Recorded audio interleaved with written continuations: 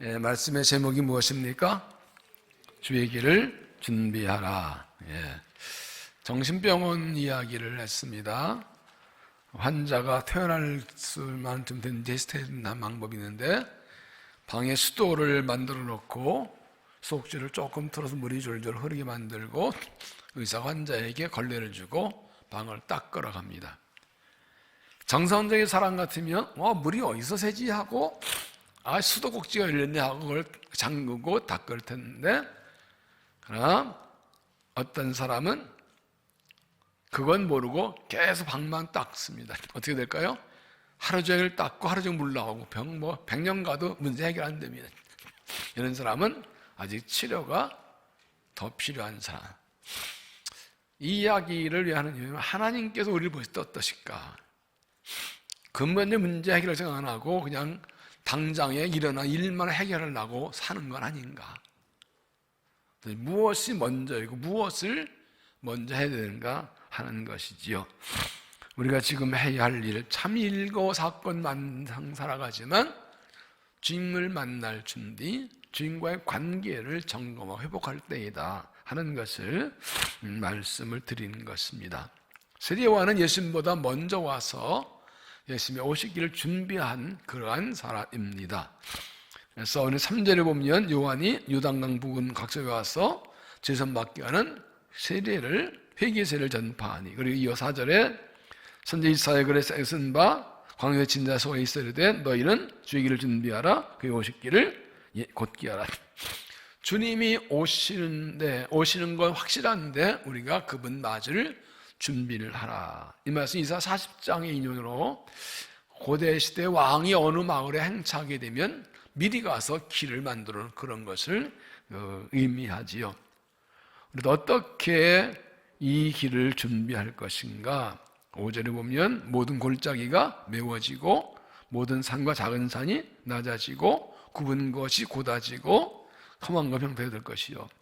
이 그렇게 메워지고 낮아지고 한탕달 될 거라 그러는데, 세 번 여기 읽으면 모든 골짜기는 메우고 모든 산과 언덕은 평평하게 하고 구멍을 곱게 하고 험한 게 평탄하게 해야 된다.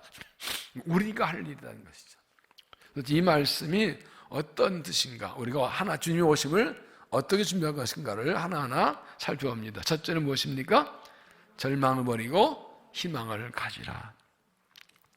물어보면 바로 대답하신 분들은 다 적었다는 얘기예요.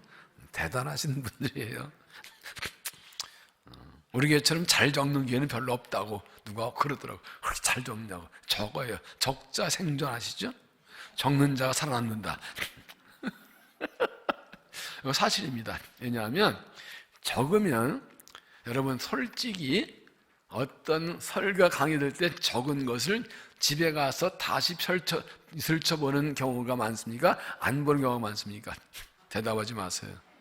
그런데요, 다시 슬쳐보는 경우도 있겠지만 일단 적는 자체가 새겨지는 겁니다. 일단 적는 자체가 기억하게 되는 굉장히 중요합니다. 그래서 적자 생존, 적는 자가 살아남는다 그러는 겁니다. 절망 버리고 희망을 가지라. 모든 골짜기가 메워지고, 이 골짜기는 낮아진 마음, 절망, 낙심한 마음, 좌절한 마음을 가리킵니다. 구원의 주님이 오신다니까 희망 가지라.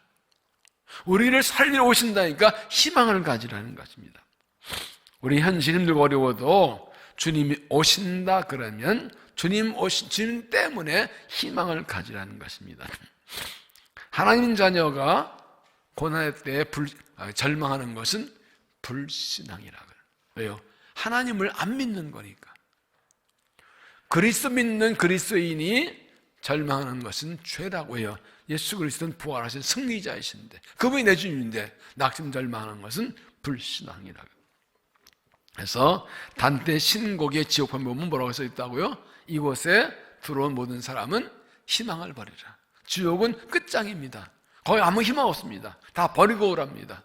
결국은 희망을 버리면 나는 지옥 사는 것이고, 똑같은 상황에도 희망을 가지면 천국이고, 예수님 때문에 희망을 가지는, 예수님 때문에 절망 버리고 희망을 가지고 주님을 기대한 믿음을 가져서 기쁨으로 주를 맞이하는 믿음이 되시기 바랍니다.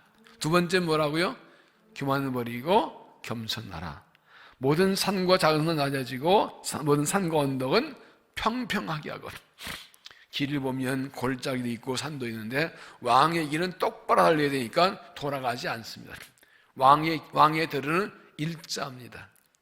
그렇기 때문에 걸리는 거 다 깎아내야 됩니다. 이 산과 작은 산은 높아진 마음, 교만을 가리킵니다. 산을 깎아서, 요즘은 산 안 깎죠. 터널 뚫지요. 그러나 옛날 터널 공사 없었으니까 깎아내야 됩니다. 산을 깎아내서 샥 깎듯이 교만을 버리라는 것이죠. 교만은 무엇입니까? 자기를 높이고 남을 무시하는 겁니다. 내가 가장 옳아. 내가 잘났어. 내 말도 내가 올라가야 돼. 이 교만의 특징은 다투고 싸우는 것입니다. 교만 동아리 말 들어보셨어요? 교만한 사람은 교만한 사람을 싫어할까요? 좋아할까요? 왜요? 나만 잘났는데 네가 왜 또 나타나? 교만한 사람은 절대 동아리가 안 됩니다. 교만 클럽은 절대 존재 불가능합니다. 교만한 사람은 혼자예요. 맨날 다투고 싸워요. 근데 교만한 사람의 교만의 극치는 무엇입니까? 하나님을 대적하는 것입니다. 하나님을 거역하는 것입니다. 겉으로는 하나님을, 속으로는 하나님을 대적하고 자기 마음대로 살아요. 이게 교만의 극치죠. 그래서 4장 6절에 하나님이 교만한 자를 물리치시고 겸손한 자에게 은혜를 베푸시나니. 잠언 3장 34절 진실로 그는 거만한 자를 비웃으시며 겸손한 자에게 은혜를 베푸시나니. 베드로 4장 5절은 하나님 교만한 자를 대적하시되 겸손한 자에게 은혜를 주시냐. 똑같은 말씀이 인용되는데 표현이 조금 달라요. 야고 4장에서는 교만한 자를 물리치신다, 잠언에서는 비웃으신다, 베드로전서에서는 대적하신다. 하여튼 하나님도 교만한 자 되게 싫어하셔요. 어떻게 하신다고요? 너 저리가 물리치시고, 쥐가 뭔데 비웃으시고, 그다음에 너 나하고 싸울 거야 대적하시고. 교만한 사람 하나님 은혜 얻을 수 있는 가능성이 1도 없어요. 오직 겸손한 사람만 은혜를 받습니다. 위필드는 말하기를 마귀는 우리를 조금씩 높이다가 갑자기 떨어뜨린다 그랬어요. 왜 그럴까요? 낮은 데 떨어지면 안 다쳐요. 높은 데 떨어져서 다쳐요. 여기서 떨어진 거 저기서 떨어진 거 어떤 게 더 다쳐요? 저기죠. 그러니까 살살 높여서 거기다 팍 떨어지면 팍 삭겨야죠. 그래서 마귀가 나를 높이는 걸 모르고 있다가 높았다 팍 삭히지 않습니다. 그는 아예 처음부터 자기를 바짝 낮춰야 돼요. 그래야 넘어지질 않아요. 이걸 의도적인 겸손. 여기가 가식적인 겸손이 아니라 진짜 좀 내가 나 현재 좀 더 의도적으로 낮춰야 조금 교만에 끌려가도 올라가지는 않죠. 고린도서 4장 7절 이렇게 말씀합니다. 네가 있는 것 중에 받지 아니하는 것이 무엇이냐? 내가 받았은즉 어째 받지 아니하는 거 자랑하냐? 우리가 가진 거 다 어떻다고요? 하나님께 받은 거라고요. 하나님 손대신 건 아무것도 아니라고요. 그래서 끝까지 겸손합시다. 소낙비가 내려도 물은 어디에 고인다? 높은 곳, 낮은 곳? 알아요? 대단한 그런 걸 다 아시네. 그거 아는 사람이 교만한 거 진짜 멍청한 거예요. 은혜를 담기 위해 끝까지 낮아져서 주님을 기쁨으로 맞이하는 믿음 되시기 바랍니다. 세 번째 무엇입니까? 굽어진 마음을 바르게 하라. 굽은 것이 곧아지고 굽은 걷게 하고. 왕의 길은 똑바로 하기 때문에 막힘이 옆이 아니라 구부러지 안 됩니다. 일자로 가야 됩니다. 곧잘. 그래서 모든 길은 똑바로. 보면 시골 갈 같은 게 요즘 가다 보면 이렇게 돌아가던 것을 일자로 다시 길을 낸 경우가 참 많아요. 옛날에는 돈도 없고 공사기술이 없어가지고 그냥 상구에 따라 했다가 조금 기술 발전되니까 이제 다시 일자로면 얼마나 편한지 몰라요. 이 굽은 길은 굽어진 마음을 말합니다. 마음이 비뚤어진 것입니다. 좀 쉽게 말하면 삐딱선 탄 겁니다. 삐딱선 탄 거 이거 고쳐야 됩니다. 그래서 주님이 오실 수가 있습니다. 마음이 굽어지면 모든 걸 부정적으로 봅니다. 좋은 말을 해줘도 삐딱하게 듣고, 칭찬해줘도 놀리는 것을 듣고, 축복해도 저주로 듣고, 좋은 일 나쁘게 받고, 이게 삐딱해져 있어 그래.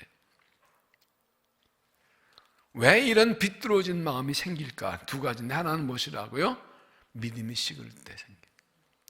하나님을 믿는 믿음이 식어지면 다 부정도 봅니다. 불신앙에서 오는 거예요. 가나안 땅의 정탐 10명의 정탐꾼들은 믿음이 식어지니까 약속의 땅을 보고도 못 들어간다 그래도 못 들어갔죠. 하나님 믿는 여호수아 갈렙만 들어가죠. 또 하나는 사랑이 식을 때. 사랑이 식으면 다른 사람이 다 안 좋게 보여요. 그래서 자꾸 트집 짜고 싸우게 됐어요. 하나님의 사랑을 믿으면 남도 사랑하게 됩니다. 하나님 약속 믿으면 흔들리지 않습니다. 하나님을 믿고 하는 사람은 그런 마음을 바르게 해서 오신 주님을 기쁘게 맞이하기 바랍니다. 네 번째 무엇입니까?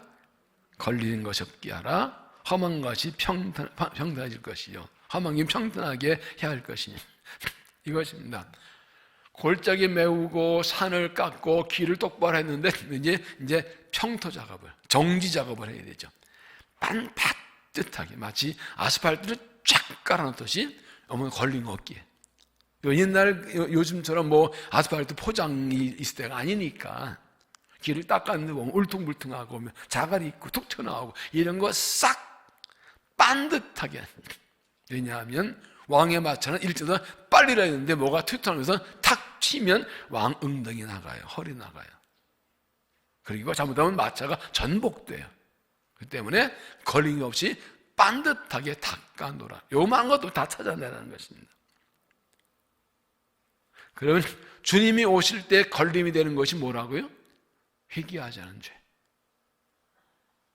오늘 3절에 요한이 요단강 갓에 와서 죄산 받게 하는 회개의 세례를 전도하니, 요한의 세례, 회개의 세례, 예수님 세례는 구원의 세례입니다.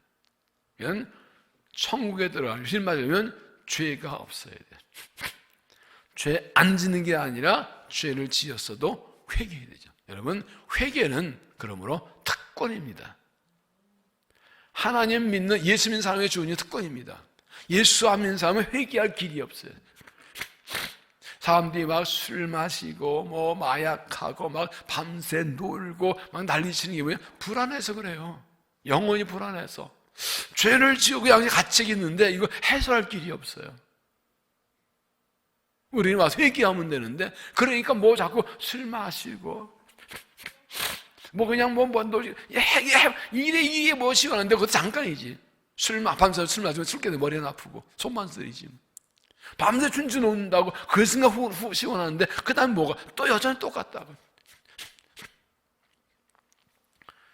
이 마피아 영화 보면 보면 마피아들이 사람 죽이고 막 해수선 뺏어가지고요, 고원 도와주고 학교 줘주고 가는 다 막 도와주고 그런 사람들은 마피아가 이거야. 왜요? 남 죽여서 어쨌든 나 도와주잖아. 여러분 뭐예요? 수녀 나오는 영화가 뭐죠? 갑자기 제목 잊어버렸네. 네? 거기 보면 마피아들이 성당 가서 이러고 수녀 옷 입으면 못 죽여. 수녀가 무섭다고. 웃기는 거 아니에요? 수호 죽으면 수녀 옷 입으면 못 죽여. 웃기는 거 아니에요? 이런 게 다 뭐예요? 양지가 갇혀 있으니까 자꾸 딴 데 풀어보려고 하는 거예요. 절에 시주를 많이 하는 사람들 보면 다 그런 게 있어서 그래. 그러나 예수 믿는 예수 십자가 외에는 죄 용서받을 길이 없어요. 그러나 예수 믿는 사람도 회개하지 않으면 죄가 그냥 있는 거예요. 회개가 얼마나 큰 축복인지 몰라요. 회개의 특권이 얼마나 큰 축복인지 몰라요. 이사야 59장 1절에 여호와의 손이 짧아 구원하지 못하심도 아니요 귀가 드러나지 못하심도 아니라 오직 너희 죄악이 너희와 너희 하나님 사이를 갈라놓았고 너희 죄가 그 얼굴을 가리어서 너희에게 듣지 않으시게 함이니라. 그러니까 정말 믿음의 사람들은 요만한 죄도 못 견뎌요. 매일 회개해야 돼요. 견딜 수가 없어요. 양심에 털난 사람들은 100개의 죄를 짓고도 아무렇지도 않아. 감각이 없어. 얼굴 들고 다녀. 죄라고 생각 안 해. 그 회개하지 않은 죄가 하나님 나라를 가로막습니다. 그래서 철저하게 죄를 찾아 회개해야 됩니다. 또한 잘못된 삶을 고쳐야 합니다. 오늘 보면 율법음 3장 7절에 보면 세례요한이 회개에 합당한 열매를 맺으라고 합니다. 회개는 말로만 하는 것이 아니라 삶을 고치는 것입니다. 회개라는 말은 원래의 뜻은 방향 전환이라는 뜻입니다. 잘못된 방향을 가다가 멈추고 돌아서는 것까지 회개입니다. 잘못했나고 멈추는 게 끝이 아니라 돌아서서 새 길로 가는 것까지 회개입니다. 그게가 완전한 회개입니다. 회개한 죄를 찾아내고 잘못된 사람을 고쳐서 그 길을 걸림없게 해서 오신 주님을 맞이하는 믿음이 되시길 바랍니다. 무감각증에 대한 이야기를 해드렸지요. 영국에서 5아이가 넘어졌다가 손목 부러졌는데 엄마 손목이 굽어졌어. 이상하다. 7살 때 쩔뚝거리는데 이상해서 병원 가봤더니 넓다 뼈가 금이 갔더라. 근데 중요한 것은 아픈 줄 몰라. 통증이 없어. 통증을 못 느껴. 그래서 나중에 병원 가봤더니 갱글리 뉴로파티라는 무감각증에 걸렸다. 어느 목사님이 거의 전도 여행을 했다가 밤에 잠에 잘 누웠는데 갑자기 감각이 없더래요. 큰일 났다 이거 웬일이냐? 꼬집어도 안 아픈 거예요 발이. 그래가지고 간절히 기도하고 잠들었는데 아침에 깨서 꼬집으니까 아프니까 할렐루야 그랬대. 아픈 게 얼마나 감사한지. 너무 과로해서 그런 모양인데 그때 아픈 것도 은혜라는 것을 깨달았대요. 왜냐하면 아픔을 못 느끼면 진단이 안 나와요. 진단이 안 돼요. 아픈 거 알아야 치료를 받지요. 왜 이 말씀 드리는가 하면 죄를 짓고도 감각이 없는 사람, 삶이 삐뚤었는데도 감각 없는 사람이 얼마나 많은지. 멀쩡하게 폼 잡고 다니는데 하나님 보실 때 아이고 저 죄투성이 손목 다리 부러졌는데 뼈 근거 저러고 다닌다고. 대림절이 중요한 것은 주님 오실 날이 멀지 않은 걸 돌아보고 옆에서 나를 돌아보게 되는 것입니다. 내 죄악과 무정품을 발견하고 깨닫고 고치게 되는 것입니다. 세례요한이 먼저 한 말이 주의 길을 준비하라. 준비하면 주님 맞이할 수 있습니다. 우리 자신을 돌아보고 골짜기를 메우듯 희망을 가지고 산을 깎아내도 교만을 버리고 굽은 길을 굵게 하듯 우리의 마음을 바르게 하고 험한 평탄해도 마음과 삶을 깨끗하게 해서 주님을 기쁨으로 맞이하고 주가 예비하신 은혜를 받는 믿음이 되시기를 바랍니다. 함께 좀 말씀을 나누겠습니다. 두 분씩 짝을 지시고 함께 이야기를 좀 나눠보도록 하겠습니다. 빨리 짝짓 껴세요. 두 분씩 되셨나요?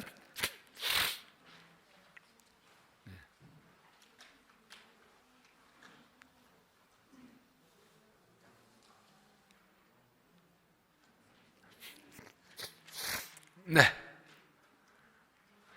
첫 번째 1번 같이 읽습니다. 시작. 나는 절망된 상황에서 어떻게 희망을 가지고 일어나요?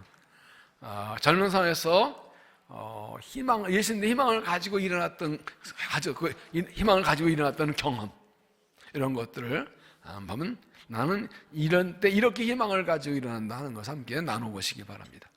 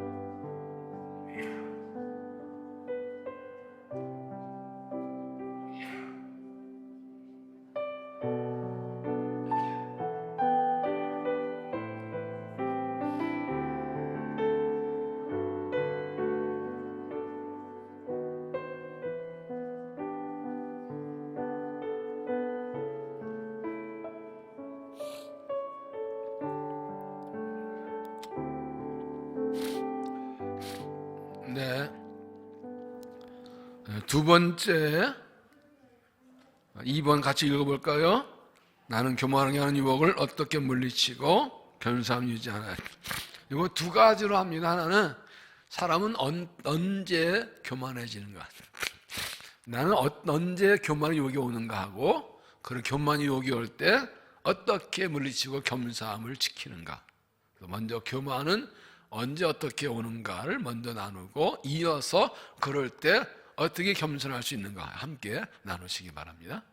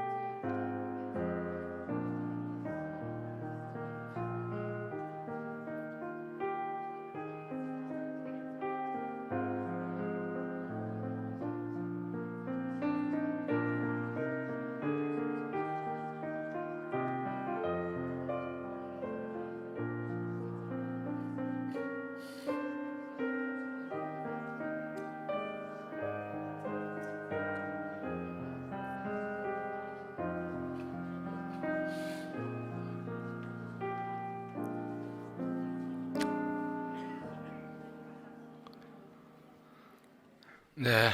네, 3번까지만 하겠습니다. 3번 같이 읽어볼까요? 내 마음이 굽어지고 비뚤어진 원인은 무엇인가요? 어떻게 굽어진 마음을 곧게 할 수 있는 두 가지입니다. 어떤 데 내 마음이 사람의 마음이 비뚤어지든가 어떻게 하면 그 마음을 곧게 할 수 있는가 하는 것을 함께 또 이야기 나눠보시기 바랍니다.